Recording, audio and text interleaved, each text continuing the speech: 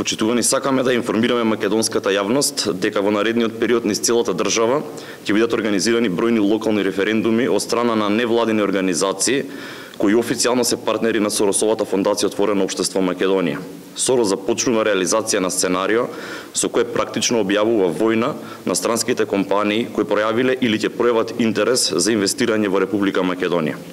Овие Соросови организации ќе отварат многу сензитивни прашања за секој граѓани. Ќе манипулираат со чувствителни теми како што се здравјето и потомството. И сето тоа во пресред на локалните избори. Кога и да се случат тие.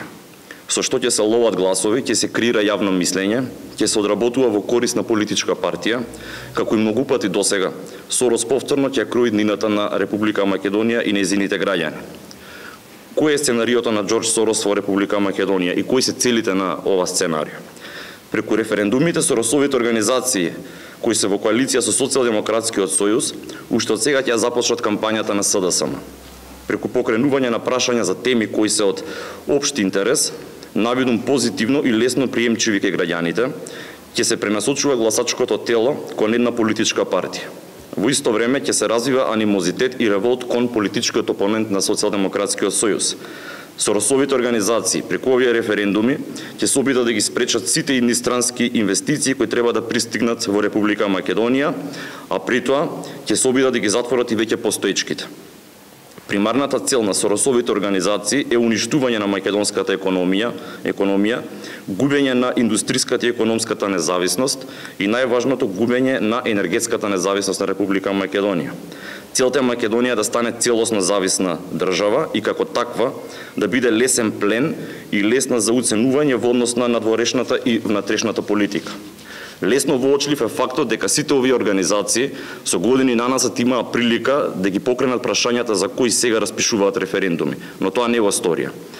Во моменти кога политичката криза го достигнува својот зенит, овие организации се активираат координирано од еден центар и ловат во матно кога граѓаните се преокупирани со прашања кои го доведуваат во опасност постоењето на нивната држава.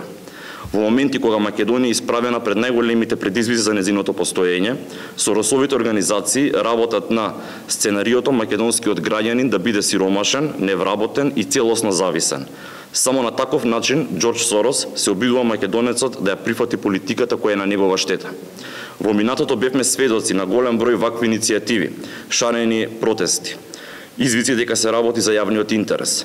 Подоцна видовме дека единствено што се случи е дека се одложија одреден број енергетски, инфраструктурни и реформски мерки.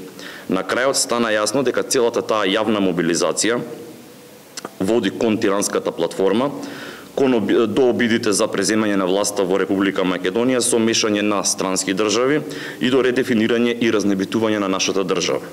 Со овие референдуми целосно ќе се дефокусира јавноста од прашањето за тиранската платформа и редефинирањето на Република Македонија. Додека граѓаните ќе се занимаваат со безпредметни прашања, на терен ќе ни се спроведува она што е зацртано во планот на Социјалдемократскиот сојуз.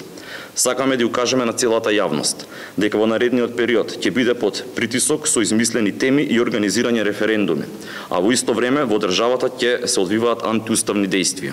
Изминатиот период Стоп операција Сорос изнесе детална шема на текот на парите од Фондацијата Отворено општество кон овие помали невладени организации. Истите организации кои беа посочени на шемата сега ќе бидат ангажирани во организирање на овие референдуми. Доказите и деталите за ова опсежна операција на Џорџ Сорос која ја започнува во Република Македонија ќе ви ги презентираме во наредниот период.